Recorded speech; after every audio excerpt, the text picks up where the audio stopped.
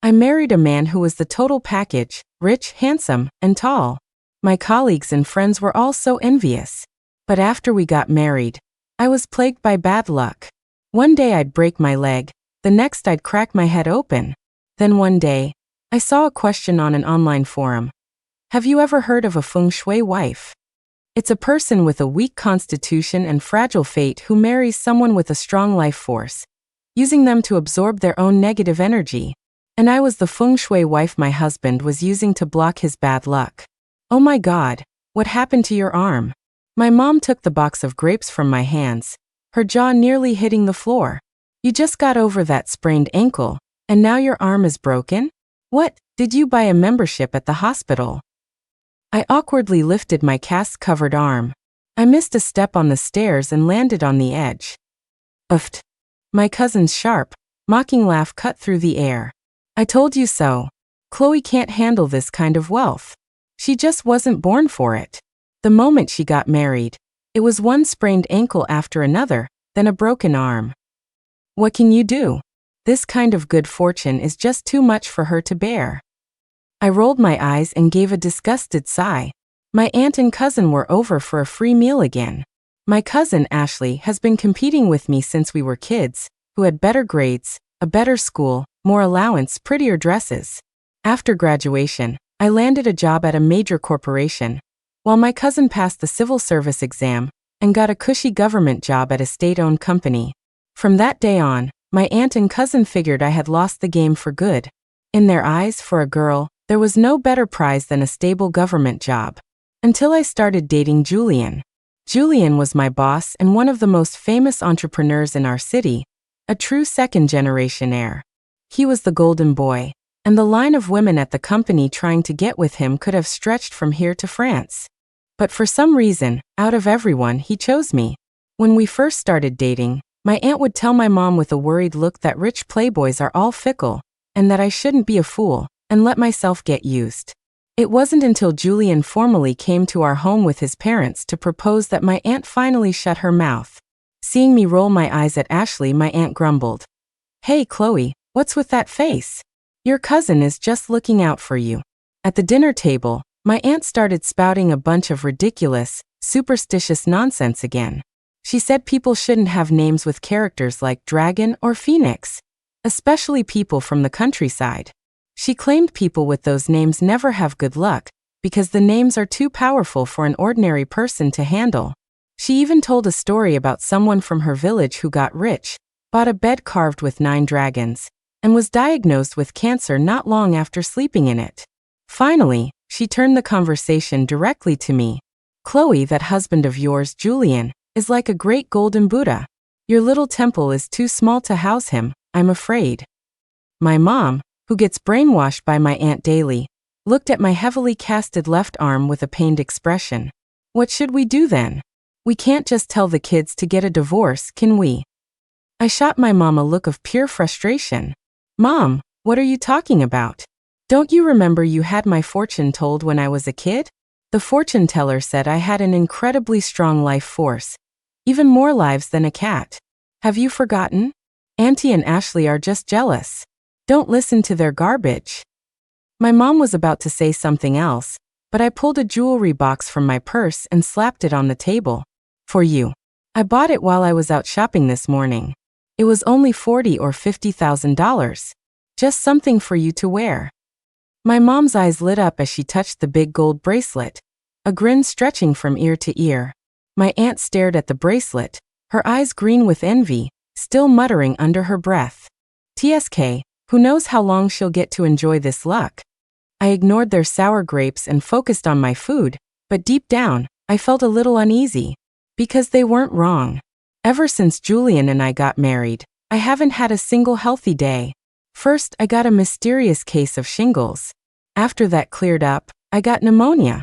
Then came the sprained ankle, the broken arm, and the cracked head. The worst was last month when I was almost hit head-on by a car that ran a red light.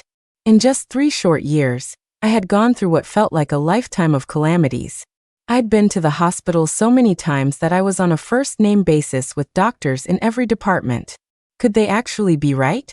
After dinner, I looked at our driver Leo, who was concentrating on the road, and couldn't help but ask, "Leo, I remember my mother-in-law is really into fortune-telling and all that. Do you know which master she usually goes to see?" My mother-in-law, Victoria, is a big believer in these things. She even has a dedicated prayer room in the house. Leo glanced at me subtly, then silently turned the car around and took me to a fortune-telling studio. He said this was the most famous master in the entire city. His fees were steep, and all the rich people came to him. The master was a man in his 50s with a meticulously trimmed goatee, radiating an aura of mystical wisdom.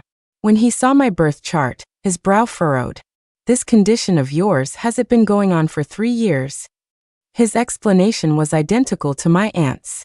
He said it was because I had suddenly come into great fortune, and my own luck wasn't strong enough to handle it, causing a backlash. But he said this year was the last of it. As long as I could get through it, the rest of my days would be smooth sailing. The disasters I was facing now were because I had married too well, disrupting the original balance of my fate. "Don't worry too much. You have a strong constitution. These are all just minor injuries. Get through the next 3 months, and by the end of the year, your good days will be here."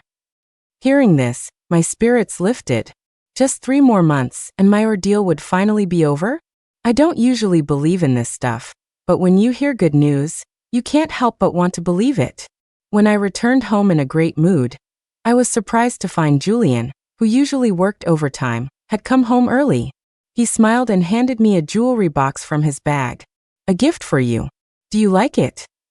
I looked up at this tall, handsome man, and suddenly, the pain in my broken arm didn't seem so bad.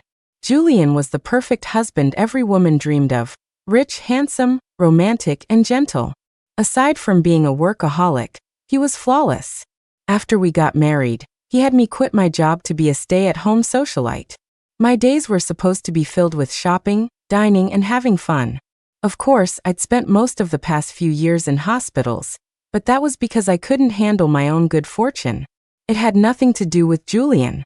Julian was already asleep. I lay contentedly on the sofa with a face mask on, my cheeks still flushing a little as I remembered our earlier passion. Julian's work was demanding, and he often flew all over the country on business trips. We didn't actually get to see each other that much.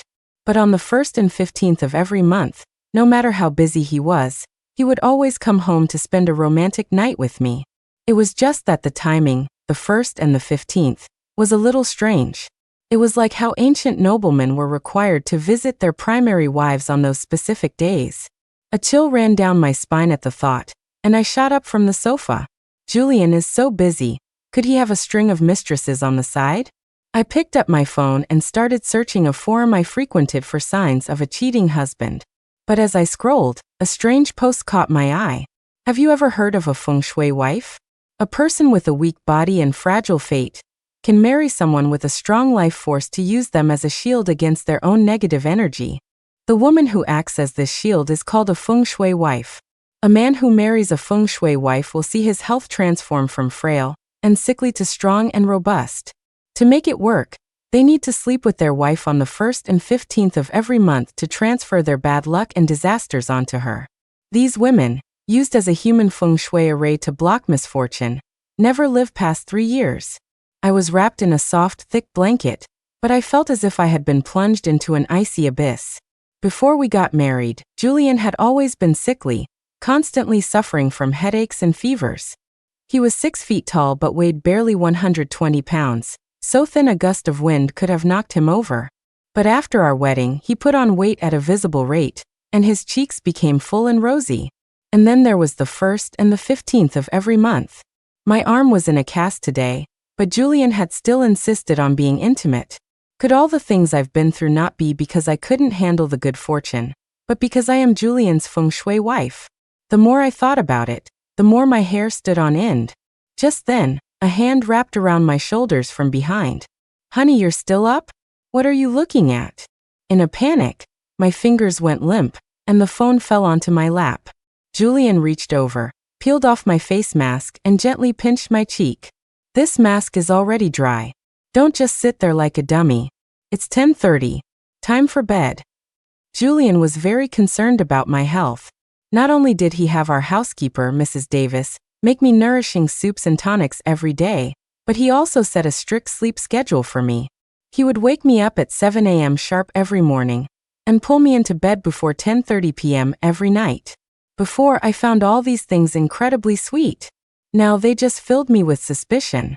Julian must have been truly exhausted, because he fell asleep almost instantly. I lay in bed with my eyes wide open. Scenes from when we first met to when we fell in love flashing before my eyes. The Blackwood Corporation was famous in our city. The pay was excellent, and the benefits were top-notch. With my resume, it should have been nearly impossible for me to beat out the crowd of Ivy League graduates and pass the interview. But the Blackwood family had a strange requirement. All interviewees had to fill out their exact date and time of birth. And just like that, without doing much of anything, I was hired. Not only was I hired, but I was also selected for Julian's executive assistant team. There were 7 of us on the team, including me, 3 men and 4 women. At first, Julian showed no special interest in me. Then the other assistants started calling in sick all the time.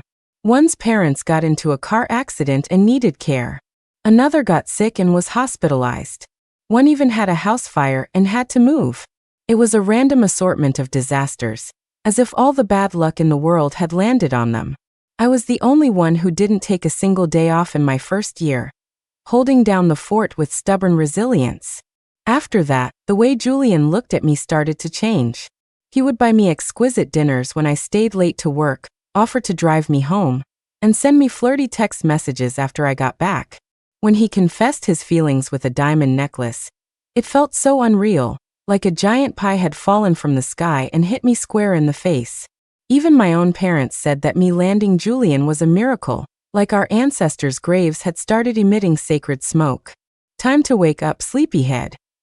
Julian pulled open the curtains, and the sudden light stung my eyes. Please, just let me sleep a little longer. My mind was racing all last night. I tossed and turned until almost dawn before I finally fell asleep, and now I was completely exhausted. Mrs. Davis has already made breakfast. You need to sleep early and wake up early to be healthy. Come on, get up. Julian's voice was as gentle as ever, but it held a firmness that couldn't be refused. Remembering the post I saw last night, a jolt went through me. I sat up abruptly, instantly wide awake. I scarfed down my breakfast with one hand, and the intensity of it seemed to startle Julian. Slow down, no one's going to steal it from you. I'm going to be in France for the next 2 weeks on a business trip. You stay home and rest up. Let that arm heal. Don't go running around, you hear? Julian fussed over me like a worried mother, and I nodded obediently again and again. As soon as he left, I locked myself in the bathroom and started searching for yesterday's post. There were security cameras all over the house. I had to be careful not to let the Blackwood family find out.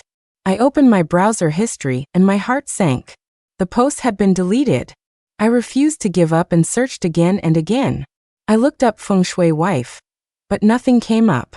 It was as if the post had never existed. Was everything yesterday just a hallucination? Ma'am, you've been in there a while. Are you all right? The other housekeeper, Sarah, called from outside the door.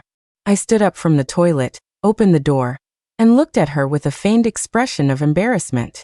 I got lost in a video, and my legs fell asleep. Sarah looked at me, not knowing whether to laugh or cry. She helped me to the sofa, then knelt down and started massaging my calves. What are your plans for today, ma'am? I stared thoughtfully at Sarah's gentle face, and a completely new suspicion popped into my head. Is Sarah spying on me? Thinking back, apart from sleeping, I rarely had a moment to myself in this villa. Even my afternoon naps weren't my own. After about an hour of sleep, Sarah would gently wake me up, saying that sleeping too long would give me a headache and affect my sleep at night. During the day, my mother-in-law always liked to drag me around to do this or that. If I stayed in my room for even a little too long, she would get upset. The bedroom is for sleeping. During the day, you should be in the living room to keep the house feeling alive. The housekeepers and drivers had all been with the Blackwood family for years. On my first day here, my mother-in-law had drilled it into me that I had to be kind to the staff and not put on airs. She said Mrs. Davis and Sarah had watched Julian grow up. They were servants in name, but family in reality. So even when they made me uncomfortable, I felt awkward saying anything. After all, the gap between my family's background and Julian's was just too vast. In this house, I walked on eggshells. Once the seed of doubt was planted, it began to sprout and break through the soil. Julian, my mother-in-law, Sarah, Mrs. Davis, and the driver, Leo, every one of them seemed suspicious. Any one of them could be a part of this. And their goal was to make me behave as a feng shui wife for 3 years until the term was up, and I died blocking Julian's bad luck.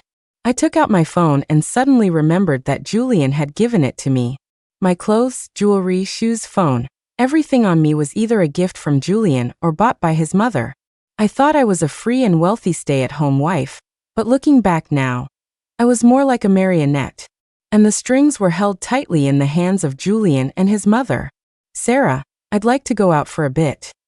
Sarah immediately stood up and gave me a warm smile. The weather is nice today. You should go out for a stroll. I'll have Leo get the car right away. Are you going to the Galleria or the downtown plaza? I looked up at Sarah, studying her seriously. Did she used to dictate even where I went? I had Leo drive me straight to my parents' house. My mom was happy to see me, but she couldn't stop nagging. Oh, you're still running around everywhere with your arm in a sling. What kind of married woman runs back to her parents' house every day?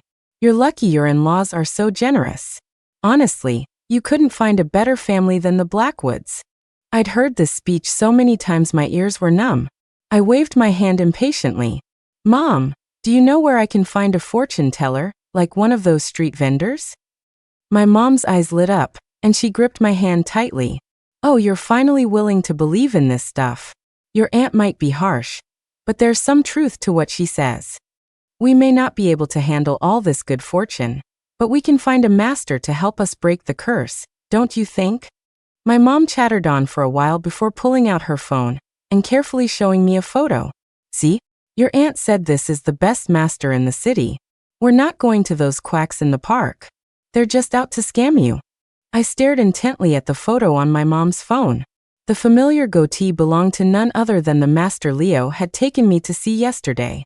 It felt like an invisible net was closing in around me, layer by layer, trapping me with no hope of escape. I looked at my mom's brand new phone, and when I opened my mouth, I realized my voice was hoarse. Mom, this phone, Julian gave it to you, right? My mom grinned so wide she couldn't close her mouth. She slapped her thigh, her eyes filled with pride. Oh, that son-in-law of mine. Just because he owns an electronics chain doesn't mean he should be spending money so recklessly. It's not just your dad and me, he gave phones to your aunt's family and all your uncles and cousins too. Mom, I have to go. I'll talk to you later. I left the house in a daze, with no idea where to go. After I married Julian, he didn't like me hanging out with my old friends. He said that as Mrs. Blackwood, I needed to be mindful of my social circle. Gradually, my life became completely isolated, with no one in it but the Blackwood family. Leo noticed my pale face and asked with concern if I wanted to go to the hospital. I stared at his square, honest-looking face and suddenly had an idea. Behind my childhood village, there was a road leading to the reservoir that was notoriously difficult to drive on. The road was narrow and full of large potholes, which were covered in slick mud after it rained. Anyone unfamiliar with the road conditions could easily get their car stuck in a rut. And just yesterday, it had rained all night. I want to go see the view at the reservoir. It's been a while. Sure enough, the car's tires got stuck in a mud pit.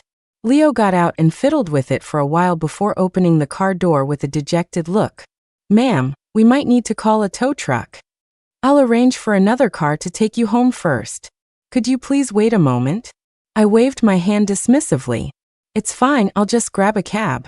I'm going to the Galleria for some afternoon tea. You can have a car pick me up there later. Leo didn't suspect a thing and readily agreed. After getting into the taxi, I randomly told the driver to take me to an internet cafe. As soon as I got on a computer, I started searching for the term feng shui wife. I found it. The post had the exact same title and content as before, just with a different username. But I didn't have time to worry about that. I quickly scrolled to the bottom, took a screenshot, and saved it before starting to read carefully.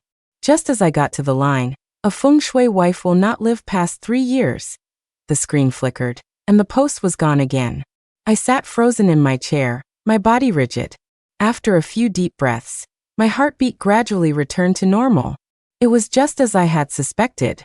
Someone was frantically deleting these posts. As soon as a post about feng shui wives appeared, it would be taken down. I was just lucky this time. The user had posted it less than 3 minutes before I saw it. I opened the image and began to read the post, word by word. The most critical step for a feng shui wife comes in the last 3 months. The man who married her must find a way to get his wife pregnant during this period. Once she is pregnant, the man must sleep with his expectant wife 7 times. The word for pregnant woman, in Chinese, is a homophone for transporting fortune. Once the wife is pregnant, she transforms from a feng shui wife into a fortune transfer wife. After the 7 encounters are complete, the man will have transferred the vast majority of the negative energy and disasters from his fate onto his wife and the fetus inside her. She and the fetus will die a violent death within the next 3 days, 2 bodies, 1 tragedy. Only then is the entire process considered truly complete. The man will be forever free from the bad luck and misfortune in his fate, destined for a future of unlimited success and prestige. The last 3 months, pregnancy and 7 encounters, all 3 conditions were essential. If any part of the process failed, the whole thing had to be started over, and the man would need to find a new feng shui wife. It was a short article, but it took me a full hour to read. I wanted to tell myself it was all nonsense. Feng shui wife, fortune transfer wife, the whole thing was absurd to the point of being laughable. But why is it that in the nearly 3 years Julian and I have been married, we've never used contraception? Yet my stomach has remained stubbornly flat. And Julian and his mother have never once mentioned having children. My mother-in-law even consoled me, saying we were still young and there was no rush. I'm only 26, but Julian is already. Thinking about the vitamin pills I took every day, a chill ran down my spine. Maybe they weren't just simple vitamins. Starting last month, my mother-in-law switched my pills. She said the old ones were just average, and that she'd found a better, more expensive brand that I should remember to take daily. At the time, I was touched by her generosity. Now, I realize it was all premeditated. I pinched the bridge of my nose. I must be going crazy. I've been married to Julian for almost 3 years, and yet my trust in him can't stand up to a random post written by a stranger. When I got home, I was surprised to find Julian, who was supposed to be in France on business, had come home early. As usual, he handed me a gift, a stunning, luxurious diamond bracelet. Happy. I'm not going anywhere for the next 3 months. I plan to stay home and spend some quality time with you. I looked up at this handsome, gentle man, feeling dazed. 3 months. Julian pinched my cheek affectionately. That's right, 3 months. Are you just so happy you're speechless? Sherlock Holmes said that when you have eliminated all which is impossible, then whatever remains, however improbable, must be the truth. I don't believe in this many coincidences. The post might be outrageous, but every single detail it described matched what was happening to me. I wrapped my arms around Julian's waist and buried my face in his chest. He'd been gone for just a few days, but his chest felt even firmer. Yes, so happy I'm speechless. Today was not the 1st or the 15th of the month, but it was my ovulation day. The fact that Julian chose to return on this specific day was telling enough. Tonight, Julian was noticeably more passionate than usual. After we were done, he even slipped a pillow under my hips. Chloe, it's time we had a child. I nodded solemnly, as docile and obedient as ever. Whatever you say. My obedience clearly pleased Julian. He stroked my hair, then pulled a black card from his wallet and handed it to me. Here, go buy yourself some bags and clothes. I calmly took the card and tucked it into my purse. This was the payment for my life, of course. I was going to hold on to it. The next morning, Julian got up and went to work. Not long after I finished breakfast, Sarah diligently brought me a bowl of bird's nest soup. Ma'am, drink this quickly. It's top-grade blood nest. It won't be as good if it gets cold. Just leave it there. I just finished eating. But Sarah pushed the bowl closer to me. Her tone was gentle but firm. Ma'am, it's better to drink it now. My eyes darkened. Something was off about Sarah today. It was a small, delicate white porcelain bowl, the red soup contrasting beautifully against it. It looked very tempting. I shot Sarah an annoyed glare. "You're so pushy. I already said I don't want it." With that, I stood up, took the bowl, and drank it all in one gulp. Without another glance at her, I turned and walked away. As I left, I could feel Sarah's eyes glued to my back, like thorns pricking my skin. There was definitely something wrong with this soup. I hurried to the bathroom and spat everything in my mouth into the toilet. I wiped my mouth clean and returned to the living room, where I noticed Sarah's eyes constantly darting toward me. Wherever I went, her gaze followed. When I sat down on the sofa and turned on the TV, Sarah kept looking up at the grandfather clock on the wall. What was she waiting for? Suspicious. I decided to close my eyes and pretend to be asleep. The moment I did, Sarah let out a visible sigh of relief. She walked over and gently shook me a few times. "Mom? Mom." I kept my eyes shut, not moving a muscle. Sarah then reached out and pinched me hard. Seeing no reaction, she finally took out her phone with a look of relief and made a call. "She's asleep. You can come get her now." I could feel myself being lifted onto a narrow gurney, and then two people carried it into a vehicle. Both the vehicle and the gurney reeked of disinfectant. I knew instantly it was an ambulance. Why were they taking me to a hospital? I kept my eyes shut, not daring to let them know I was awake, and strained to listen to every sound around me. The missus is actually a nice person. Such a shame. "Sarah, you're getting old, and you're talking more and more." Leo's voice was cold, carrying a heavy note of warning. Sarah immediately fell silent, and no one else spoke for the rest of the drive. I don't know how long we were in the car. I was about to be rocked to sleep when the vehicle finally slowed to a stop. People were constantly coming and going around me. I felt myself being pushed into an elevator, and after we got out, into another room. Rich people are so delicate, needing general anesthesia for a simple embryo transfer. I know, right? It's a 10-minute procedure. Good thing she's thin, or the two of us probably couldn't have carried her. Two young nurses muttered a few words. Then, I was moved onto an operating table, my pants were pulled down, and my legs were placed in stirrups. I desperately wanted to jump off the table and run, but that would only alert them. I remembered when Julian and I first got married. My mother-in-law had enthusiastically arranged a full-body physical for me, including an endoscopy and colonoscopy. They must have secretly harvested my eggs back then. That's why they could so easily arrange this embryo transfer surgery now. The Blackwoods had been playing the long game. I fought back my discomfort, forced my muscles to relax, and let the doctor insert a tube into my body. The whole process was quick, lasting only 3 to 5 minutes. The nurses covered me with a blanket and pushed me into a recovery room. "Ma'am, it's done. The surgery was a success. You can rest assured." After hanging up the phone, Sarah sat quietly by my side. Before long, someone came to push my gurney back into the vehicle. "Ma'am, wake up. Don't sleep anymore. You've been asleep all morning. It's time for lunch. Wake up." I swatted Sarah's hand away irritably. "Don't bother me. Let me sleep a little longer." "Ma'am, it's already 11:30. I sat up abruptly, staring at the clock on the wall in feigned shock. That's strange. I slept so well last night, but I somehow ended up sleeping all morning again. I locked myself in the bathroom, turned on the faucet, and under the cover of the running water, I let myself cry my heart out. 3 years of a loving marriage, harmonious in-laws, it was all a lie. I wiped the tears from my face and forced a bitter smile. It's true. If a man is handsome, rich, gentle, and inexplicably falls for a woman who has nothing, his goal is to take her life. The sky doesn't rain down blessings, it rains down traps. It was time to wake up from this Cinderella dream of marrying into a wealthy family. For years, the Blackwoods had gone to great lengths to dispel any suspicion I might have. No wonder my aunt and cousin were always saying I couldn't handle my good fortune. I remembered that my aunt's husband's job had been arranged by my mother-in-law. They wanted me to believe that all my accidents were because I wasn't blessed enough, not because I was a feng shui wife. For the next few days, I continued my routine of binge-watching shows at home. When I got bored, I'd go to the salon for a facial, or to the mall to buy clothes and bags.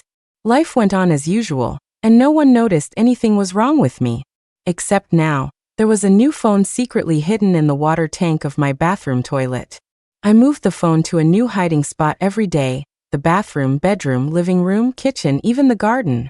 And today, the silent phone finally received an email. It was from the person who wrote the Feng Shui wife post. I had sent him several private messages asking how to break the spell. The email was short, just a few lines, but reading it sent a chill through my entire body. The selection process for a Feng Shui wife is extremely rigorous. First, 7 people with exceptionally strong life force charts are chosen and placed in a location with intensely negative Feng Shui energy. Exposed to this negative energy every day, these individuals will eventually develop various problems. 6 of them will experience one of the 6 great misfortunes: widowhood, childlessness, loneliness, isolation, disability, or utter ruin. The only one who remains unscathed is the Feng Shui wife. I squatted in the corner, biting my lips so hard I didn't realize tears were streaming down my face. Widowhood, childlessness, loneliness, isolation, disability, and ruin.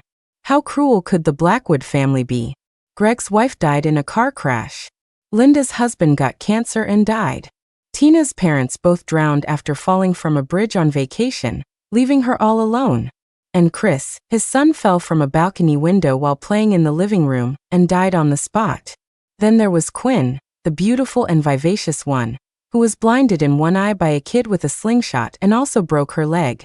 She still walks with a limp. And Joe, who accidentally started a fire while barbecuing at his rental. He not only burned down the landlord's house, but also several neighbors' homes. The compensation he owes, even if he sells everything he owns and works like an animal for the rest of his life, he'll probably never be able to pay it all back. My colleagues, the people I saw every day, had met such tragic fates. At the time, everyone at the office said our workspace had bad feng shui. After they had their accidents, I even went to visit them and gave them money. But after I married Julian, he forbade me from seeing them again. To keep Julian alive, the lives of all 7 of us were sacrificed. Was Julian's life a life, but ours were not? The method to break the curse described in the email was simple. But after breaking it, Julian would revert to being the frail, sickly, and unlucky man he once was. I wiped my face and deleted the email before walking out of the bathroom, my expression blank. To break the curse, I needed to find those 6 people, burn their hair to ash, mix it with blood from my 10 fingers, and feed it to Julian. If he consumed it for 10 consecutive days, the Feng Shui wife curse would be broken. During this time, I absolutely could not let the Blackwood family suspect a thing. Quinn? Is that you? Are you okay?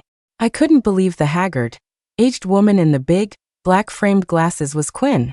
She used to be so beautiful, so fashionable, with a great figure.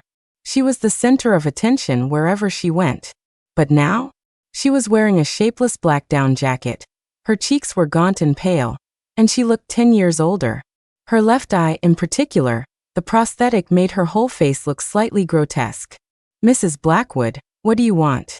Quinn seemed impatient. She casually lit a cigarette and took a deep drag, her movements practiced. It was clear she was a regular smoker. A stone settled in my heart. Quinn must have had a very hard few years. I don't even remember what I said to her. Before I left, I pulled her into a hug and in that moment snipped a lock of her hair.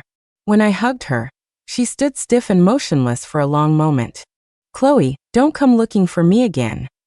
I don't want to see anyone from the past. I don't want to see anyone at all. She limped away, leaving me with a desolate and lonely silhouette. Over the next few days, I went to great lengths to sneak out and shake my driver, Leo, to meet with my former colleagues. Finally, on the 7th day, my mother-in-law started to get annoyed. Why are you going out to play every single day lately? You're getting wild. Just stay home today. You're not allowed to go anywhere. My heart skipped a beat. Had she noticed something was wrong? But I had a meeting with Chris today. I had to get his hair before I could begin the next step. Mom, I'm just bored staying at home, so I go out for a stroll. My mother-in-law glared at me, her attitude unyielding. She refused to let me leave. Since getting married, I'd always played the part of the virtuous wife. According to my old personality, I would have immediately agreed to stay home. But I couldn't give up this chance. After Chris's 7-year-old son fell to his death, his wife had a mental breakdown. Chris hired a nanny to care for her at home, and to make ends meet, he worked a second job as a delivery driver after his day job. I had tried to meet him several times, but he always said he was too busy and couldn't get away. Mom, that's enough. I'm craving the braised pork you make. Just stay home and cook today. As we were at a standoff, Julian came home. What's going on? Why are you two staring each other down? When he heard I wanted to go out, Julian smiled. I have a banquet tonight, and I'd like you to come with me. I happen to be free this afternoon, so I can help you pick out a beautiful dress. Hearing that Julian was taking me out, my mother-in-law's expression finally softened. I was anxious on the inside but didn't let it show. I put on a happy face and took Julian's hand. You don't have to work today? You actually have time to go shopping with me? I went out with Julian, and he did indeed take me to the mall to buy clothes. Just as I was getting flustered, his phone rang. He answered the call, and then looked at me with some difficulty. Honey, something came up at the office. Why don't you browse on your own for a bit? This was a godsend. After Julian left, I found Chris and with considerable effort, finally got a small lock of his hair. The day had been absolutely nerve-wracking. When I got home that night, I was so exhausted I didn't want to move a finger. Julian had had a lot to drink and fell into a deep sleep almost immediately, not even bothering to shower. I took out the hair I had painstakingly collected over the week and carefully burned it to ash in a ceramic bowl. When I mixed the ash with my blood, a strange fizzing of bubbles erupted in the glass vial, and a peculiar, foul stench filled the room. I pinched my nose and poured the blood into Julian's mouth, groaning inwardly. The smell was overwhelming.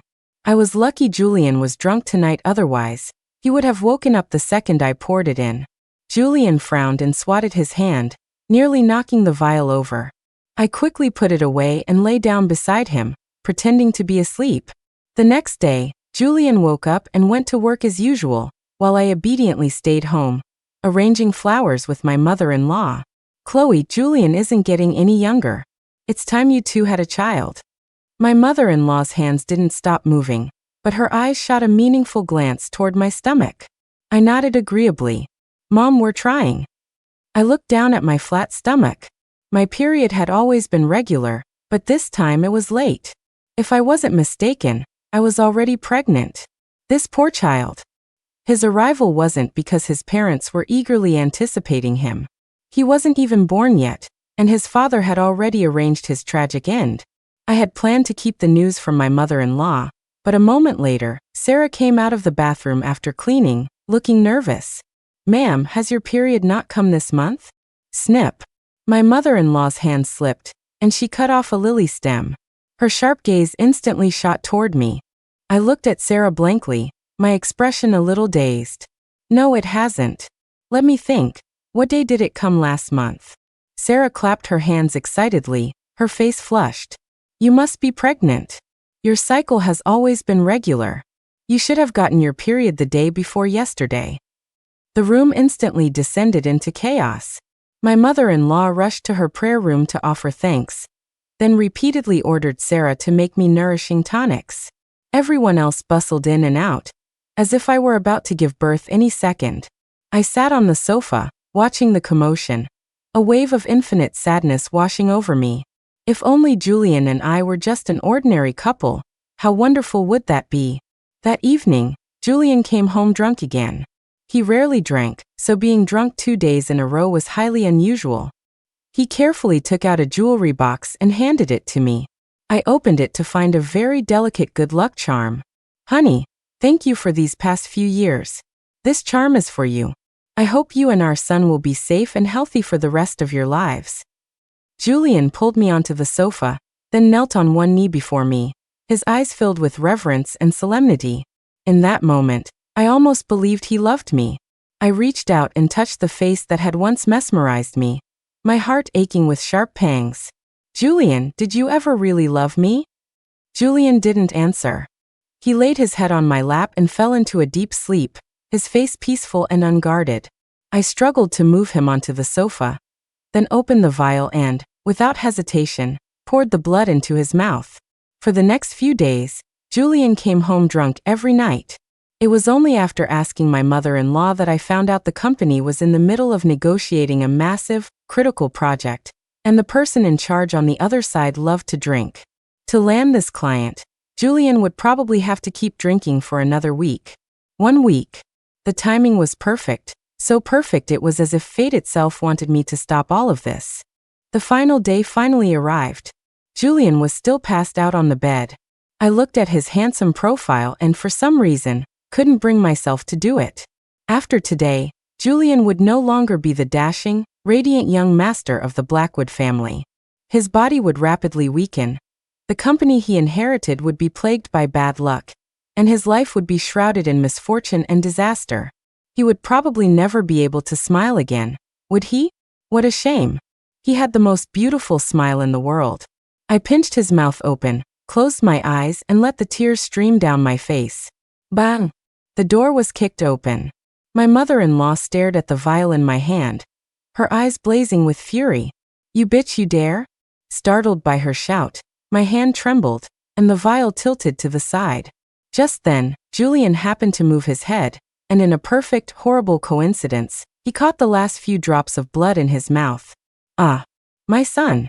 My mother-in-law charged at me, shoved me aside, and threw her arms around Julian, trying to pry his mouth open. The commotion woke him up. He managed to open his eyes and sit up. "Mom, what are you doing?" Slap.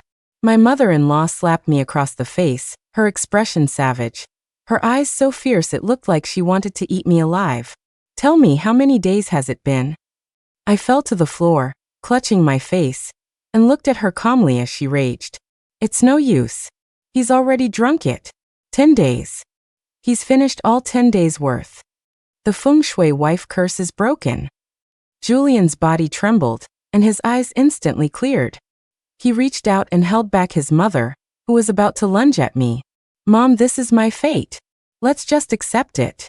"Accept what fate? You want me to watch you die? You're going to die." My mother-in-law was sobbing, tears and snot streaming down her face as she clung to him. Hearing this, I shot my head up. "What do you mean Julian will die?" The email clearly said he would become weak, sickly, and unlucky. It never said he would die. Yes, he will die. Once the feng shui curse is broken, his body will rot from the inside out within 3 days, and he will die in agony. Are you satisfied now? After screaming this, my mother-in-law clutched her chest and collapsed on the floor, too heartbroken to speak. I looked at Julian in disbelief. He was going to die? "Mom, can you let me speak with Chloe alone for a few minutes?" Julian had Sarah help his mother out of the room. After the door was locked, he walked over to me and held me tightly. "Good girl. You did so well." I was completely blindsided by everything that had just happened. I looked up at Julian, bewildered, with no idea how to react. Julian looked at me with eyes full of affection. He reached out to wipe the tears from the corners of my eyes and gave me a faint smile.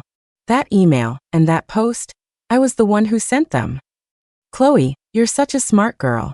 You did a wonderful job. I can finally be free. Thank you." Julian explained that he had known since he was a child that his health was poor, that he was born a walking disaster. A fortune teller had said he wouldn't live past the age of 9. To extend his life, his parents had gone mad, constantly searching for people to block his bad luck, borrowing longevity and fortune from others. His best friend, the girl he once loved, all of them had suffered and died in accidents because of him. He didn't dare make friends or fall in love again. But in college he fell for a girl anyway. And so he had a weakness, and he lost the courage to kill himself. Julian said he had tried to commit suicide many times but had always failed. Later, his parents used the people he cared about to threaten him. If he died, they would all be buried with him. Julian placed his hand on my stomach and smiled with genuine relief. "Chloe, you're carrying my child. They won't dare to harm you for now, and I can finally end this life of sin. Don't worry, I've arranged everything for you. After my accident, the entire Blackwood family will suffer a backlash." Julian bent down and pulled a thick stack of documents from his bag. The first page was a divorce agreement and 2 divorce certificates. Julian said that only if we were divorced would the backlash not affect me. He had arranged everything for me abroad and left me more money than I could ever spend in a lifetime. His parents wouldn't be able to find me there. I could live a comfortable life, and after they passed away, I could return. Chloe, when the time comes, you should terminate the pregnancy.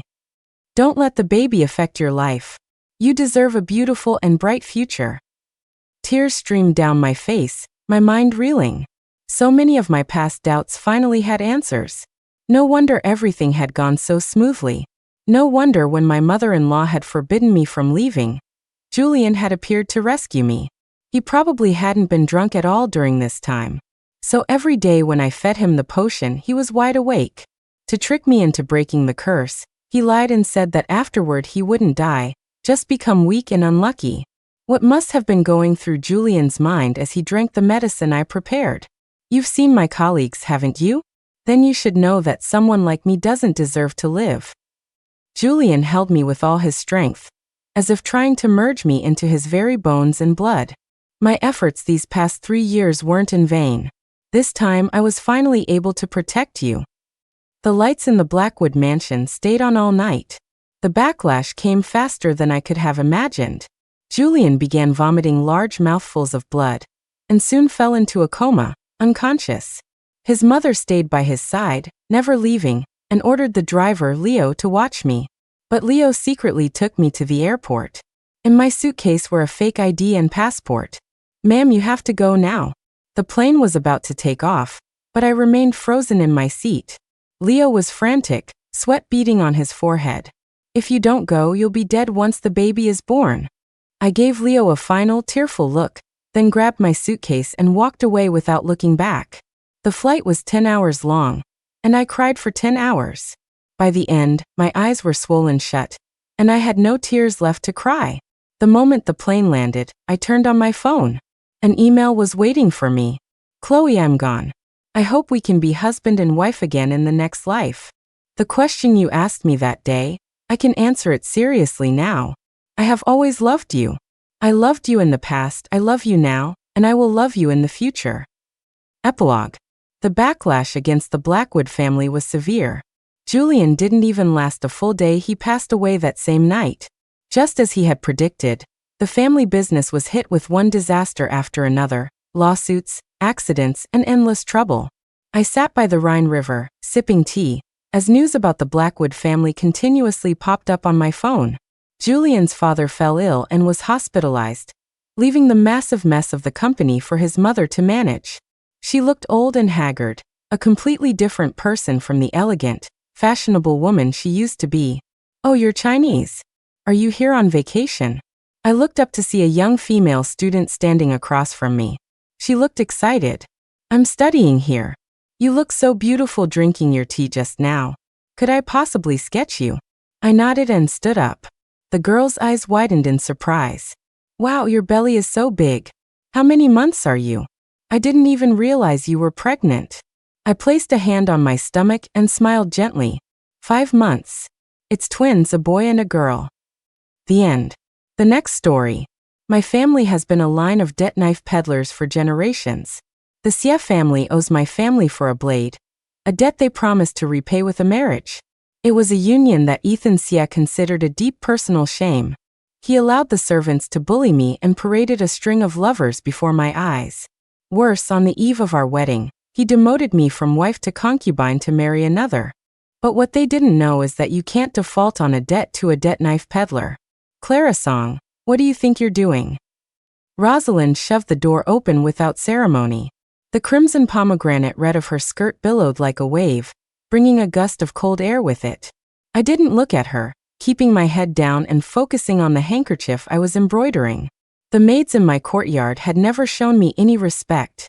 No one served me tea, no one attended to me, and certainly, no one guarded my door. Anyone could walk into my courtyard as if it were an abandoned lot. I was used to it. You may be of low birth and plain looking, but your needlework is quite good. Rosalind leaned in closer to inspect the pink peony on the cloth, her eyes widening in admiration. Her personal maid, Ruby, stood to the side, covering her mouth with her hand as she snickered. "You're mistaken, my lady. It's because she's from a lowly background that she needs to practice her embroidery. Unlike our estate, where we have more than a dozen professional embroiderers, when would Our Lady ever need to lift a finger?" Rosalind was Ethan's cousin. Her family members were merchants to the crown, making them fabulously wealthy. After my engagement to Ethan was announced, she was the one who protested the most. In her eyes, her cousin was from a good family, handsome and talented, a match even for a princess. And I, a country girl with a plain face, wasn't even fit to be his maid.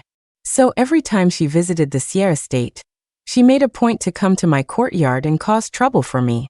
Just as I bit off the last thread, Rosalind snatched the handkerchief from my hands. "This is nice. It's mine now."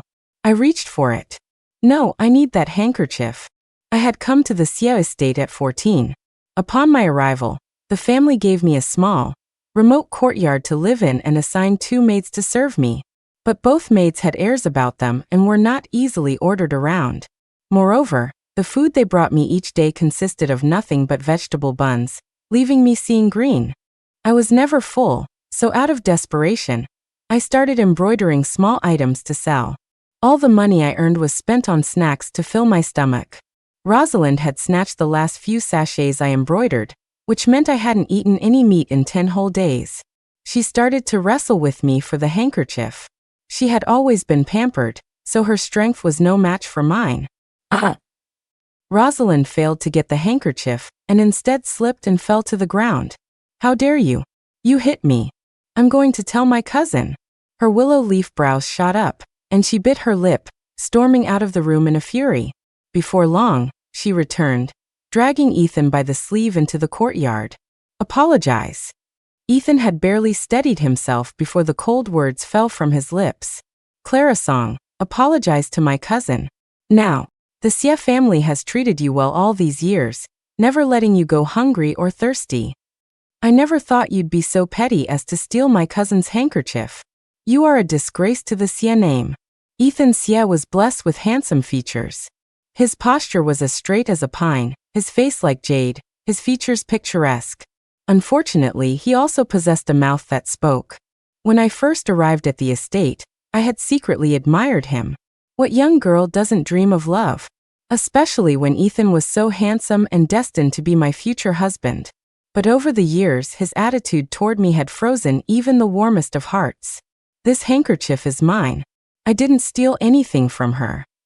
Rosalind's eyes immediately reddened, and she looked at Ethan with large, tear-filled eyes. "Cousin, what is she implying? Is she trying to frame me for taking her handkerchief? Since I was a child, what treasure have I not been able to obtain? Why would I need to take something of hers?" Ethan doted on his cousin. Seeing her wronged, his expression darkened. Without another word, he snatched the handkerchief from my hand. He was much stronger than I was. Caught off guard, I was pulled off balance and fell backward onto the ground. Uft! Rosalind's tears turned to laughter, her eyes full of triumph. I pushed myself up, only to find that my palm had been scraped by a small rock when I braced my fall. Blood was seeping from the wound. Seeing my hand, Ethan grew even more annoyed, his tone laced with regret. "Clarasong, are you an idiot? You're a grown woman, and you can't even stand properly." With that, he grabbed my hand and used the handkerchief he had just taken to gently wipe the gravel from my palm. The servants in this courtyard need to be disciplined. They can't even sweep a path clean. "Does it hurt? Wait here, I'll get the medicine box." Ethan hurried off, not even sparing Rosalind a glance. I stared after him, unable to process the feeling in my heart. Ethan was always like this. He'd slap you, then offer you a piece of candy. It made one's heart feel like a pile of dying embers, where a gentle puff of air could make them flare up again.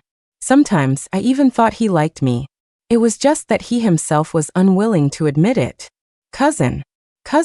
Rosalind stomped her foot in frustration, but her calls couldn't bring back the hastily departing Ethan. She turned her head and stared at my face, her almond-shaped eyes filled with a venom that was out of place for her age. "Clarasong, don't you get cocky. A lowly person like you isn't even worthy of carrying my cousin's shoes." I will not let you marry him." After spitting her threat, she gave me a hard shove and stormed off with her maid. I stood in the courtyard for a long time. The sun had set, but Ethan's medicine box never appeared. I figured he wasn't coming back. Whatever. It was just a little scrape. Unexpectedly, that evening, Lady Sia's head attendant, Mrs. Gable, came to my courtyard in person.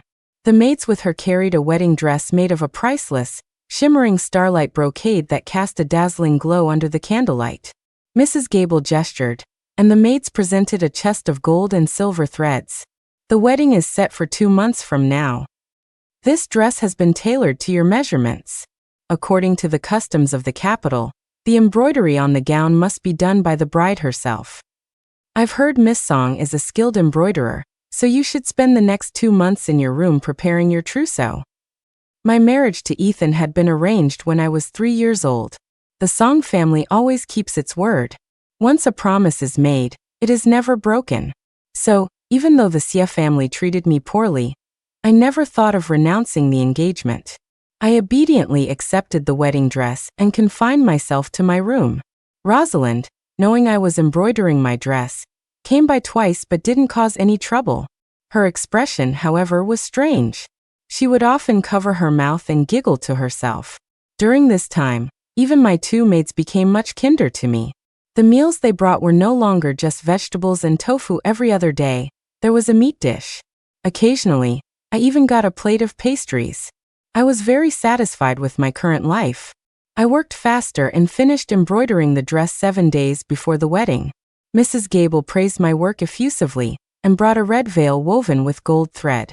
Since the dress was done, the veil had to be embroidered with equal care. I ran my fingers over the rare Eastern pearls sewn onto the veil, feeling a little emotional. While the Xie family hadn't treated me well, they were certainly generous when it came to the wedding attire. These few pearls were probably worth a fortune. The marriage between the Xie family and mine was arranged 15 years ago. At that time, the old Marquis Xie was just a minor county magistrate. He was about to be thrown into prison after being falsely accused of embezzling public funds for repairing a dam. The dam had burst, flooding thousands of acres of farmland and causing countless deaths. If convicted, the best he could hope for was exile for his entire family. The worst was execution for everyone. It was then that my grandfather approached the old Marquis, offering him a prophecy and a blade. He declared that on the day the Marquis was ennobled, his granddaughter would come to marry the Marquis's grandson. This marriage was the payment for the blade. The old Marquis, with 1 foot already in the grave, was desperate. He swore an oath to the heavens and immediately agreed to my grandfather's terms. Later, the Xie family found evidence to clear their name. The old Marquis even managed to win the favor of a powerful noble through the incident, rising steadily through the ranks. When I arrived at the Xie estate with a simple bundle, he had just been named the Marquis of Anping by the emperor. When the Marquis of Anping saw me, his expression was complex. After a long pause, he stroked his beard and let out a low sigh, finally accepting the marriage. All things considered, I had been living at the Xie estate for 3 full years. As I was staring at the embroidered veil, lost in thought, the door was thrown open. Rosalind and her maid burst in like a gust of wind. "Oh, this phoenix and peony embroidery is truly beautiful." Ruby stared at the red veil with gleaming eyes, full of envy. "Only a veil this beautiful is worthy of my lady." Rosalind grabbed the red veil, examining it from every angle, extremely pleased. "You foolish country girl, your craftsmanship is truly excellent. After you become a concubine, you can embroider my dresses for me." Seeing my furious and confused eyes, she raised an eyebrow and sneered. "You don't know, do you? Tomorrow, the ones getting married are my cousin and I. And you? You're just a lowly concubine. Thank you for embroidering my wedding dress these past few days." I felt a rush of hot blood surge from the soles of my feet to the top of my head. "What did you say?" Ruby stepped forward, protectively shielding Rosalind like a mother hen. Then with her hands on her hips she spat, "Bah! You mud-legged country wench. Were you actually dreaming of marrying up and becoming a phoenix? Letting you be a concubine is a blessing you should be grateful for after lifetimes of good karma. Don't be ungrateful." I took a deep breath, clenching my fists tightly. The Sia family, they're going back on their word? Rosalind's eyes danced with joy. What do you mean, going back on their word? Back then, your grandfather was shamelessly trying to cling to the Sia family's status. Granting you the position of a concubine is more than enough, isn't it?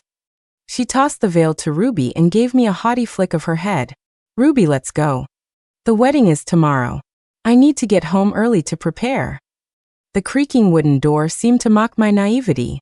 I sat in silence for a long time, startled back to reality only when a candle wick sputtered and flared.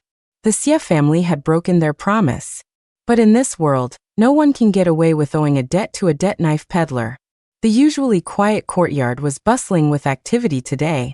The Sia family had sent many maids and matrons to my courtyard to set up the wedding bed, paste red characters, and hang large red lanterns.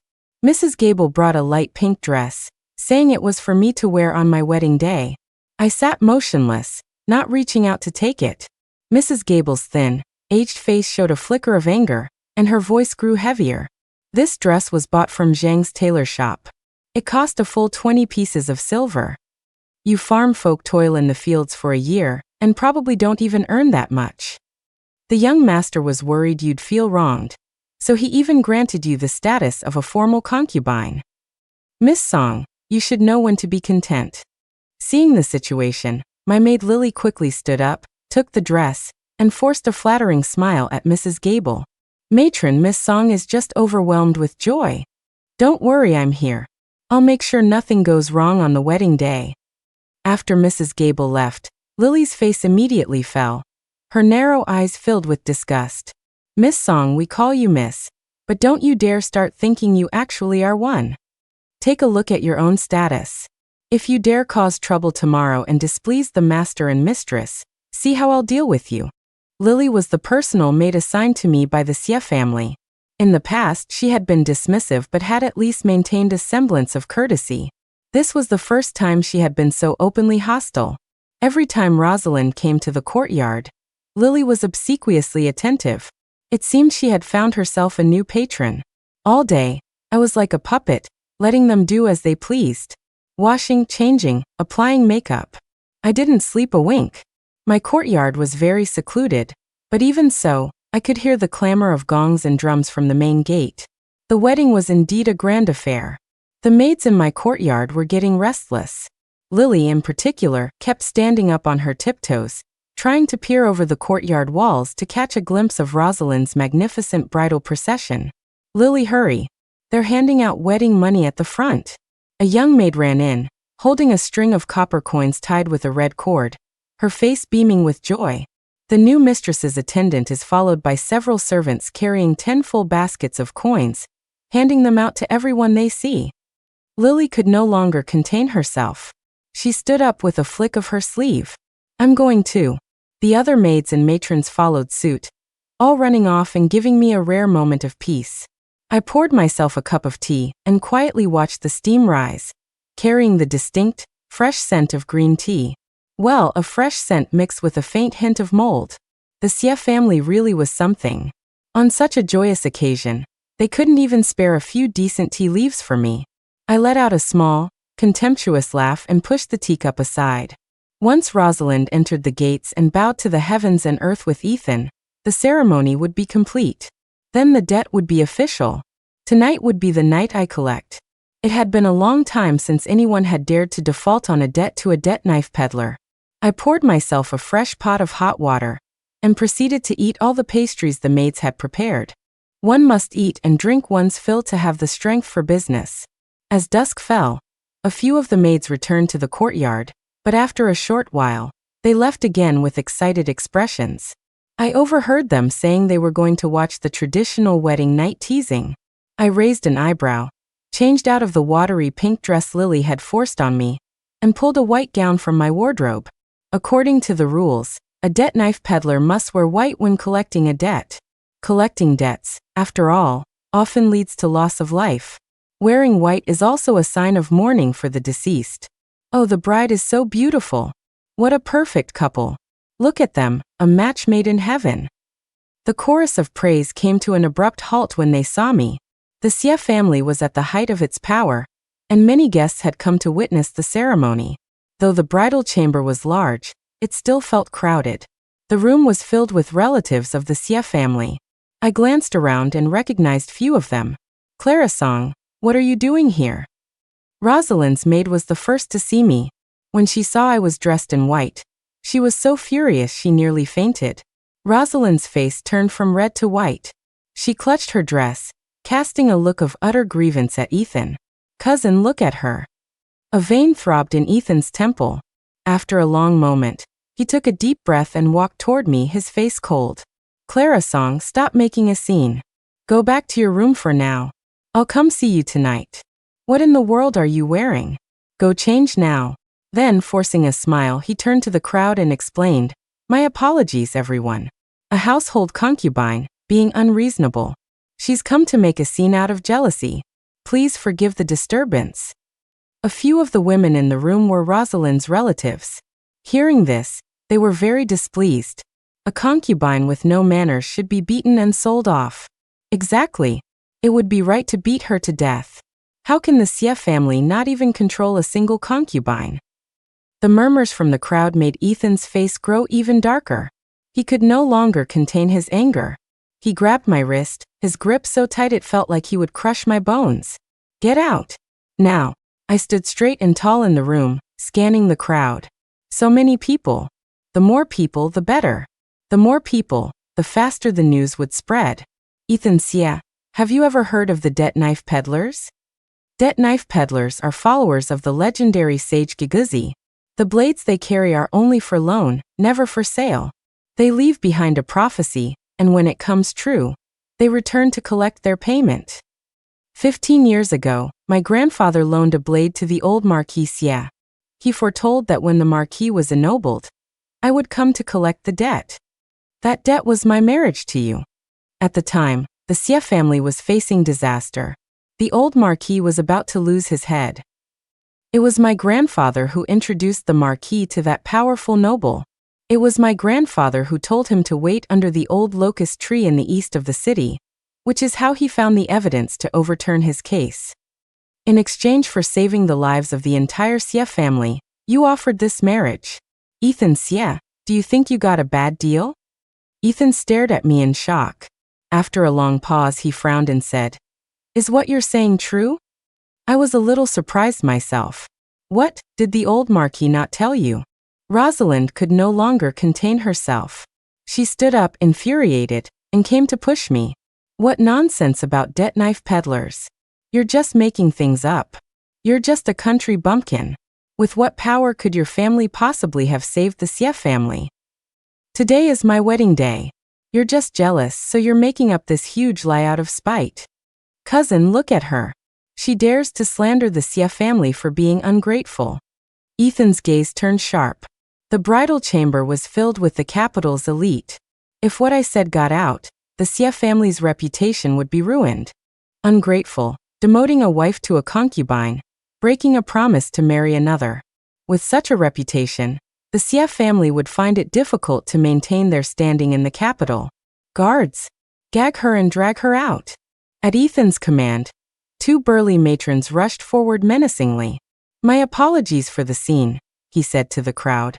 This is one of my concubines. She has always been prone to jealousy. Seeing me get married today, her envy has driven her mad. As Ethan spoke, a few of the quicker-witted relatives immediately understood and stepped in to smooth things over. Oh my, this woman does seem a bit unhinged. There's something unsettling in her eyes. Indeed, on such a joyous day, she deliberately wears mourning clothes. It's clear she's here to ruin the mood for the newlyweds.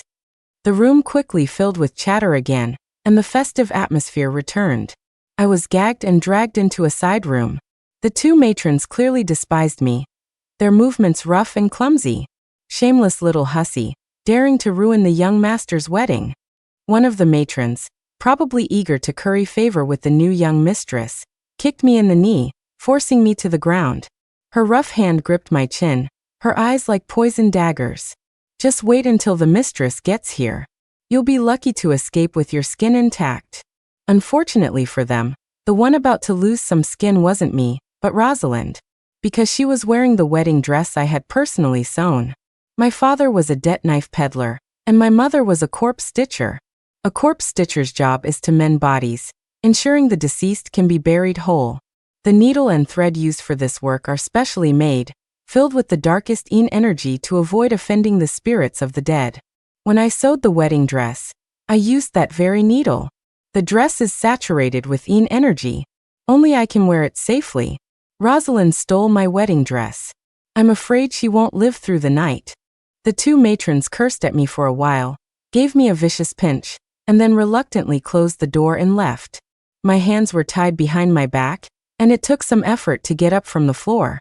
The ropes were tied so tightly that my wrists stung, and the skin was probably broken. Good. The Xie family's debt to me just grew larger. There were no candles lit in the room, but the moonlight filtering through the paper window cast a faint glow on the floor, allowing me to make out the room's layout. In the northwest corner was a chaise lounge. I shuffled over and sat down, planning to rest a bit before figuring out how to untie the ropes. That rest turned out to be a bit long. It wasn't until the sound of the door opening broke the silence that I was roused. Ethan stood on the steps, his handsome face half lit by candlelight, his expression unreadable. Had the guests already left? Why wasn't he in the bridal chamber? What was he doing here? Grandfather said that 15 years ago, he did indeed promise this marriage. Clara Song, the Xie family has wronged you. Ethan let out a long sigh. Seeing my disheveled, bound state, a look of shame crossed his face. He gently untied my ropes, reaching for my wounded wrist but stopping his hand mid-air. Does it hurt? Don't worry. I will give you a proper resolution for this matter. I was curious. And how do you plan to do that?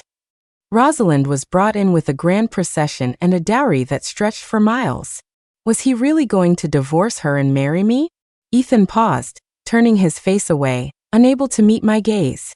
I will arrange a new courtyard for you. Your status will be elevated from a formal concubine to a noble concubine. From now on, your treatment in the Xie estate will be the same as that of the young mistress. I looked at him with a half smile. A noble concubine is still a concubine. Ethan took my hand, his tone earnest. Clara Song, can't you be a little more understanding? I will treat you well from now on. Is a title really that important?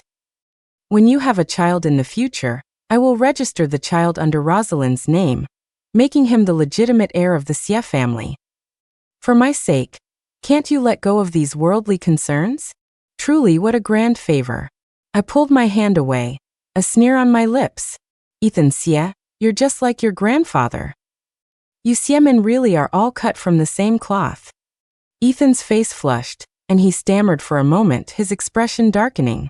Clara Song, since you are now a woman of the Xie family, your honor is tied to ours. We rise and fall together. I've already apologized to you. What more do you want? I looked at him, surprised. Ethan apologized to me? When did that happen? Clara Song, you vixen, get out here now. Rosalind, still in her grand red wedding dress, kicked open the door and stormed in with a group of people. Seeing Ethan sitting so close to me, her eyes widened, and flames seemed to leap from her pupils. Cousin, tonight is our wedding night, yet you sneak away to see her behind my back. Are you in love with her? How can I show my face after you've done this? Rosalind's barrage of questions made Ethan feel a little guilty. He stood up and put his arm around her shoulders, comforting her softly. Rosalind, didn't I ask you to wait for me in our room? Don't worry, you are the properly wedded young mistress of the Xie family. No one can ever surpass you. I only came to see Clara to explain the situation to her. As he spoke, he shot me a look, and I instantly understood his meaning. He wanted me to help him pacify Rosalind.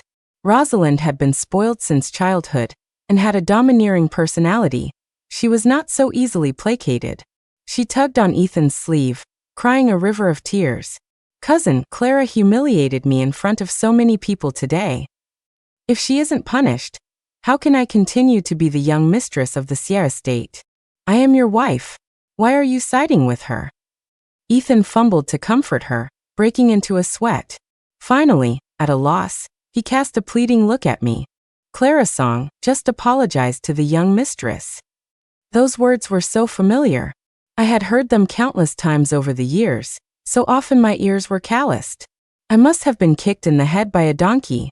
Or perhaps I had forgotten how to collect a debt after so long. Even at this point, I was still standing here taking their abuse. Rosalind cried and fussed for a while.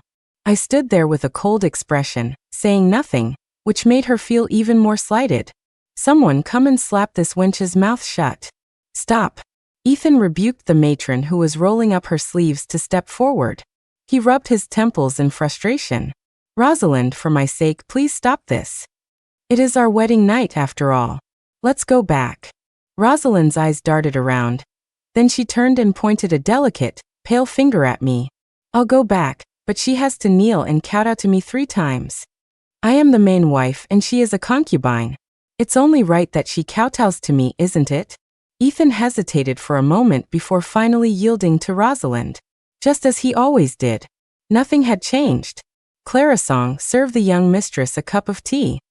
Rosalind's furrowed brow relaxed, and her eyes filled with triumph. She sat down haughtily in a chair and gestured for a maid to pour the tea. A cup of scalding hot tea, still steaming, was quickly brought over. I stood ramrod straight, my expression impassive. Rosalind's anger, which had just subsided, flared up again.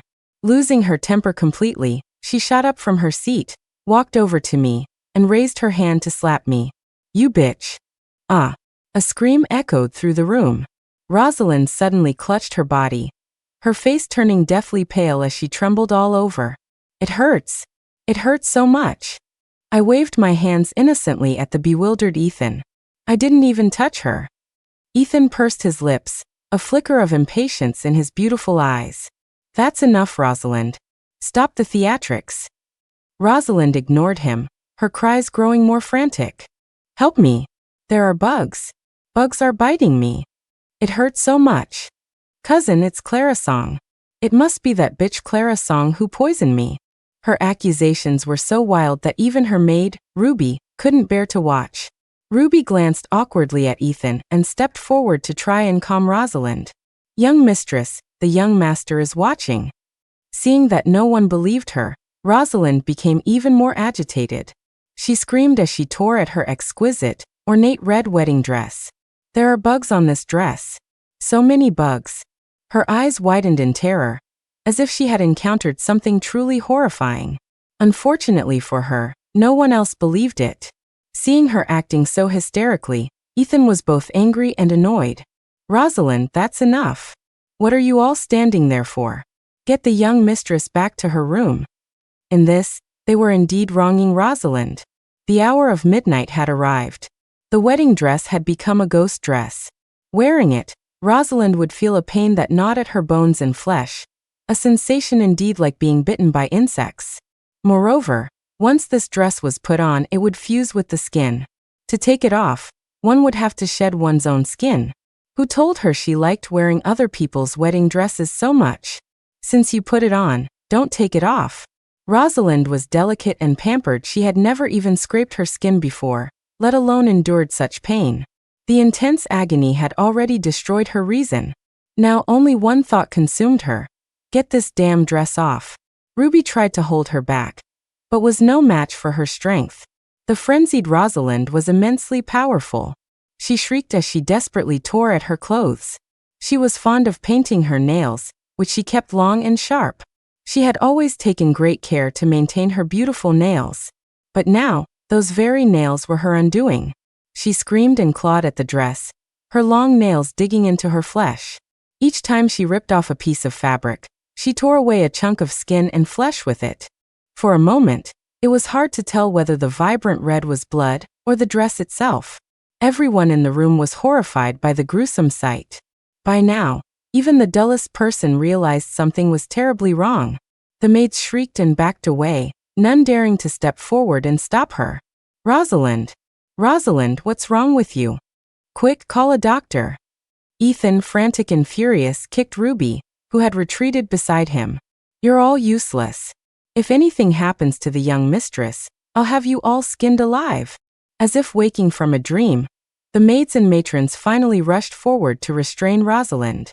It was quite a spectacle, much more entertaining than the wedding night teasing. It was late, and the commotion from the side room was so loud that it had awakened the masters of the Xie household. Even the old Marquis Xie appeared, his face etched with weariness. Excellent. Everyone was here. A family should be together, after all. Nice and complete.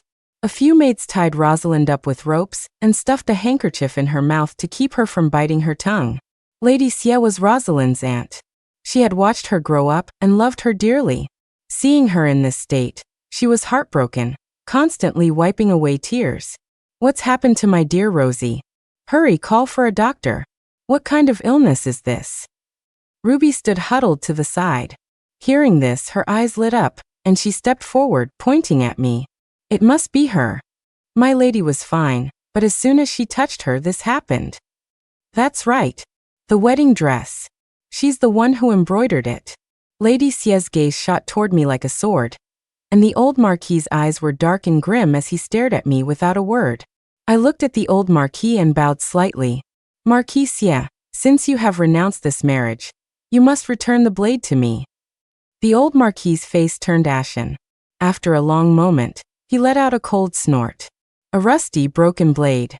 I threw it away long ago. I sighed with regret. What a pity. That blade was very expensive. Ethan, seeming to want to de-escalate the conflict between me and his family, stepped forward and bowed to the Marquis before trying to mediate. Clarasong, it's just a blade. How expensive could it be? I will compensate you for it. I shook my head and looked at the old Marquis, my face impassive. You can't afford it. This blade must be paid for with a life. Almost as soon as the words left my mouth, the old Marquis bellowed.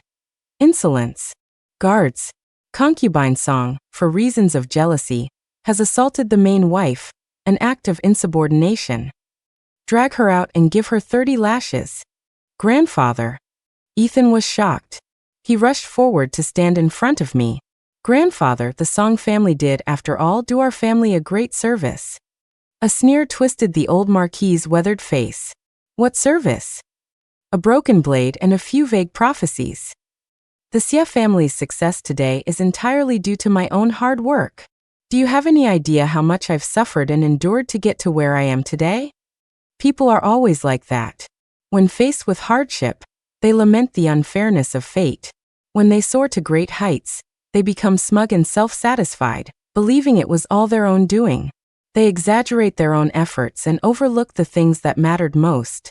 I, Xie Yuanzhou, am the Marquis of Anping, an honor bestowed by His Majesty himself, a title to be passed down through generations, a family of great power. My grandson could marry a princess. Why should he marry a country bumpkin? All because of a broken blade? The more the old Marquis spoke, the angrier he became, a murderous glint appearing in his eyes. Guards, drag this enchantress who has defiled my family's name out and beat her to death. Years of living in a position of power had made the old Marquis accustomed to looking down on others. In his eyes, commoners were ants. Killing a few ordinary people was no different from crushing a few insects. Ethan's pupils contracted, and he looked up at the old Marquis in disbelief. Seeing his grandfather's stern expression and cold eyes, he knew he was serious. He frantically turned to Lady Xie, pleading, "Mother, please talk some sense into grandfather." Then he ran to me and gripped my shoulders. Clarasong, apologize to grandfather. Kneel down and kowtow to him now. If you like kowtowing so much, do it yourself. Why do you always have to drag me into it? I slapped Ethan's hands away, utterly exasperated with him. You might think he didn't like me, but when the Marquis ordered my death, he seemed quite anxious. But if he did like me, why did he always demand I kneel and apologize without even asking what happened? His affection was so cheap that I couldn't bring myself to spare him because of it. Ethan, step aside. If you dare to cause any more trouble, your title as heir will be given to your cousin. The old Marquis looked at the frantic Ethan, his eyes showing his displeasure. Ethan's expression froze, and he clenched his fists. Lady Xie panicked. Forgetting everything else, she rushed forward and grabbed Ethan's sleeve. Ethan, don't anger your grandfather. Ethan wanted to say more, but meeting his mother's worried, pleading gaze, he finally lowered his head. Seeing this, I couldn't help but laugh. This was a man's love. Between me and the well-matched Rosalind, he chose Rosalind. Between me and the title of Marquis, he chose the title. What are you waiting for? Do it.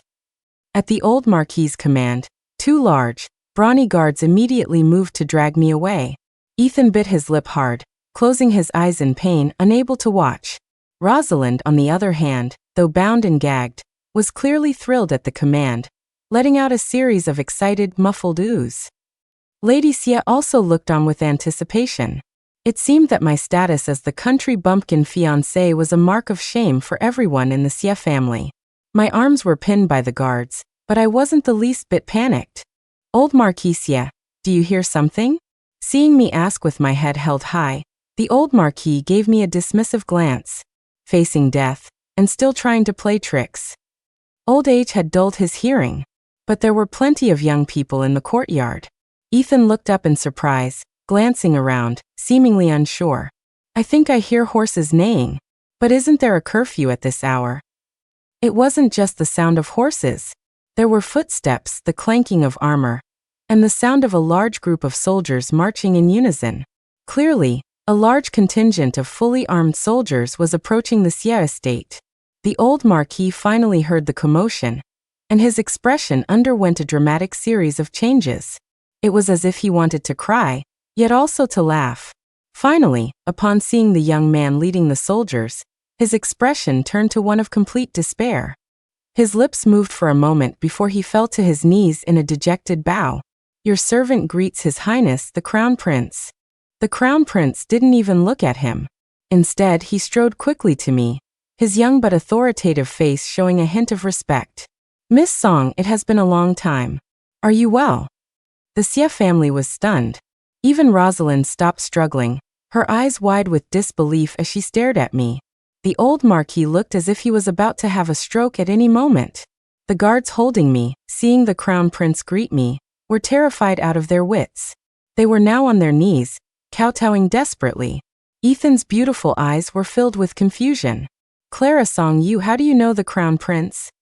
I rubbed my sore arms and raised an eyebrow at him. Of course I know him. Because the Crown Prince owes a debt to my Song family. And today he is here to repay it. The powerful noble the Xie family had originally allied with was the third prince. And the prophecy my father gave the Crown Prince was that the third prince would try to assassinate him to seize the throne. In return, the Crown Prince promised me that he would place the fate of the Xie family in my hands. If I wanted them to live, he would be lenient.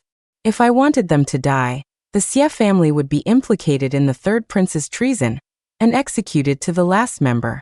After hearing my words, the old Marquis clutched his chest, gasping for breath like a sick old ox. Lady Xie simply rolled her eyes and fainted into Mrs. Gable's arms. Only Ethan stood up in surprise, even trying to take my hand. Clara, you're a part of the Xie family too. You wouldn't just stand by and watch something happen to us, would you? I pushed him away in disgust. The man was ridiculously stupid. Ethan Xie, when your grandfather was about to have me killed, why didn't you say I was part of the Xie family then? Ethan stammered for a moment before hesitantly speaking. Grandfather was just angry. You're young and have always been healthy. 30 lashes wouldn't have killed you. I never wanted you to die. After the punishment, I would have hired the best doctors to treat your injuries. I nodded.